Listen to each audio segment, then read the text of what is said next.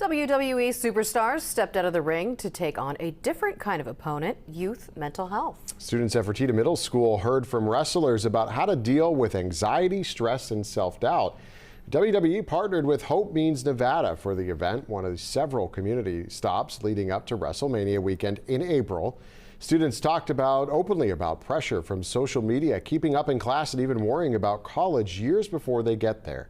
The wrestlers shared their own struggles, including imposter syndrome and the coping skills they use, like meditation and staying present and practicing gratitude. I really just want them all to walk away knowing that they are enough, exactly as they are, right where they are, no matter what mistakes, no matter what grades, they are enough and they're worthy of love. They also urged students to reach out to trusted adults and school counselors. The wrestler reminded students that they are not alone and it's okay to ask for help.